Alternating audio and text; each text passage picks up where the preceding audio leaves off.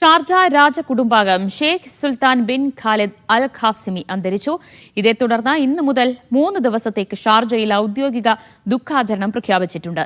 മുൻ ഷാർജ ഭരണാധികാരി ഷെയ്ഖ് ഖാലിദിന്റെ മകനാണ് അന്തരിച്ച ഷെയ്ഖ് സുൽത്താൻ. 1965 മുതൽ 1972 വരെ ഷാർജ ഭരണാധികാരിയായിരുന്ന Sheikh Khalid bin Muhammad Al ഖാസിമിയുടെ മകനാണ് ഇന്നലെ അന്തരിച്ച ഷെയ്ഖ് സുൽത്താൻ ബിൻ ഖാലിദ്. നിലവിലെ ഷാർജ ഭരണാധികാരി doctor Sheikh Sultan bin Muhammad Al ഖാസിമിയുടെ സഹോദരപുത്രനാണ് ഇദ്ദേഹം. അന്തരിച്ച ഷെയ്ഖ് സുൽത്താൻ ബിൻ ഖാലിദിന്റെ വിയോഗത്തിൽ അഗാധ ദുഃഖം രേഖപ്പെടുത്തിയ ഷാർജ ഭരണാധികാരി 3 ദിവസത്തെ ഔദ്യോഗിക ദുഃഖാചരണം പ്രഖ്യാപിച്ചു. ഷാർജ കിങ് ഫൈസൽ മസ്ജിദിൽ നടന്ന മയ്യത്ത് നമസ്കാരത്തിൽ ഷാർജ ഭരണാധികാരിയും പങ്കെടുത്തു. ഷാർജ കിരീടാവകാശി, ഉപഭരണാധികാരികൾ എന്നിവരും നമസ്കാരത്തിൽ പങ്കെടുക്കാനെത്തിയിരുന്നു.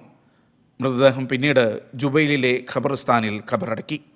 Media 1 Sharjah.